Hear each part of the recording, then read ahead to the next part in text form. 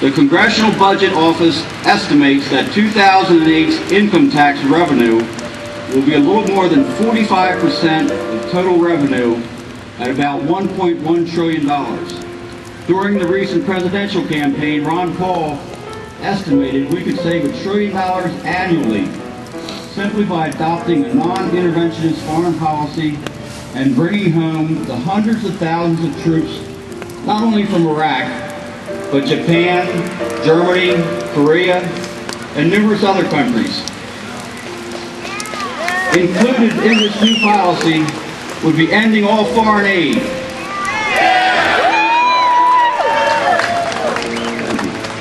And we would no longer squander hundreds of billions of dollars a year rebuilding countries after we just blew them up.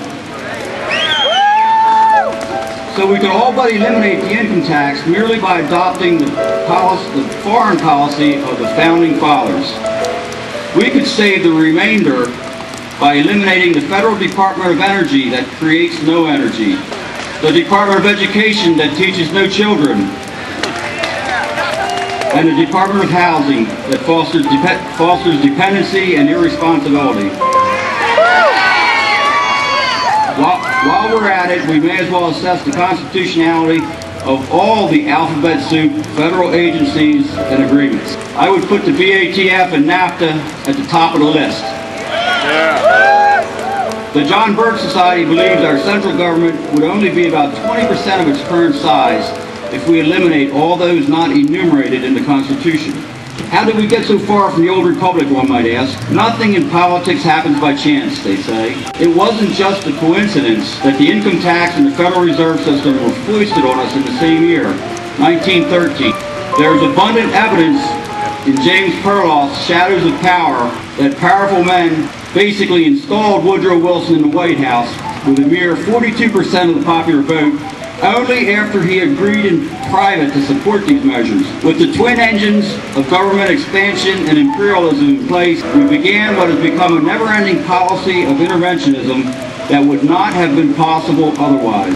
I might add that a progressive income tax and a central bank were two of the 10 planks in Karl Marx's Communist Manifesto. Sadly, the American people seem oblivious. This brainwashing of the American people did not happen overnight either. Those who have been working behind the scenes promoting our imperialist policies have taken what Antonio Gramsci described as the long march through the cultural institutions. Gramsci was an Italian communist theorist who spent most of his later years in prison for fomenting communism in Mussolini's Italy in the 1930s. Gramsci was a devoted Marxist who concluded Marxism could not be successfully forced on a body of people as the Bolsheviks were trying to do. In his prison notebooks, he theorized that in order to successfully implement Marxism, one must gradually infiltrate and take over a country's cultural institutions, including public education, the media,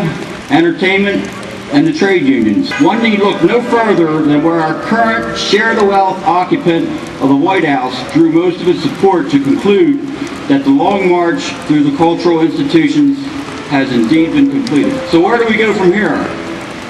There is no easy fix nor short-term solution. We must gradually but persistently undo what has been done to the fabric of our society. Despite what we hear from our leaders, our teachers, and the major media's talking heads, we still have a republic, not a democracy.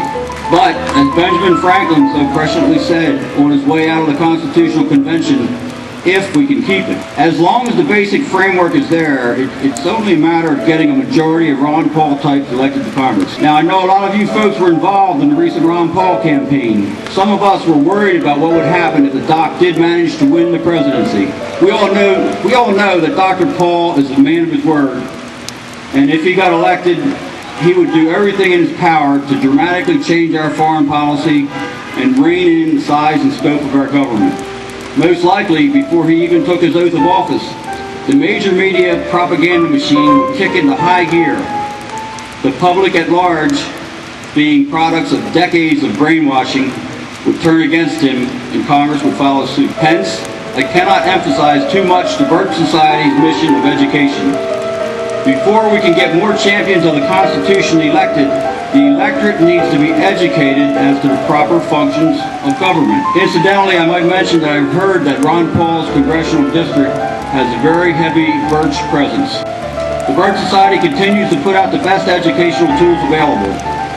We offer a huge selection of books, pamphlets, and DVDs at our online bookstore. Just go to jbs.org and check it out. The Society's president, Jack McManus, recently did a presentation on money called Dollars and Cents. And when I get done giving my little speech here, I'm going to get a table under one of those tents, and I'll have some John Birch Society books and DVDs and pamphlets and magazines for you. Probably our best educational tool is the New American Magazine. And one thing you can be sure of with JBS material is that it has been researched and is for real. There's a lot of disinformation out there, and you won't have to worry about it with JBS publications. If you have school-aged children, the best thing you can do is keep your children out of the government schools. As they have become mere indoctrination centers. One school near me has been showing the highly discredited Al Gore environmental documentary and passing it. They're passing it off as education. It's brainwashing. If you can manage, homeschooling is the best way to educate your children. I'm just so proud of my daughter. She's homeschooling my 5-year-old granddaughter, and she's got twin boys on the way, and she's going to homeschool them, and I'm going to help her with it however I can. And if homeschooling is not possible for you, please consider one of your local religious schools. For keeping ourselves informed on a daily basis, the internet is much more reliable than the mainstream media. If you're like me, you probably can't tolerate the mainstream media talking heads for more than 10 minutes. We should all be wary of any attempt to muzzle the internet by the government. They'll use protecting the children or some other warm, fuzzy sounding excuse to get their hands on. Hand in hand with the educational effort should be rebuilding our body politic from the ground up. There are tea parties happening all over the country today. Now, if every one of us at these tea parties all over the country went home committed to getting involved in local politics, in time, the results would be literally earth-shaking. The establishment would be in trouble. What I'm talking about is either running for city council, the township board of supervisors, or school board, any local office. If you can't make the time commitment yourself, find like-minded people who will and help them get elected. After holding local office, it's a lot easier to get elected as state rep or senator than on to Congress. And let us not forget that some of our elected officials are on it. Not too many, but some are. And they need our support. Representative Sam Rohr has led the fight in Harrisburg on taxes, the Second Amendment, Real ID, and now his 10th Amendment resolution. We should all do whatever we can to help Sam in all his endeavors. Please get on his mailing list to keep up. If you're not sure how your state rep or senator is on the issues, ask them to support Sam's H.R. 95. I think it's probably a defining issue. By that, I mean, if they are not willing to support H.R. 95, it is very unlikely that you could count on them on any real important issue. And if they are not with us, they are against us. And they need to be replaced. No ifs, ands, or buts about it. Think about what we could do with a majority like Sam in Harrisburg. We could eliminate school property taxes, no more Real ID driver's licenses, and the Commonwealth could begin to assert itself against the federal government.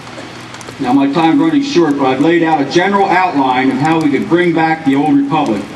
It's not going to happen overnight, no matter what we do, but it will never happen if we don't leave here determined to make it happen. Now, if we got the right people elected and managed to abolish the income tax and our school taxes, that's how you stimulate the economy, not with this phony stimulus package. Thank you for coming.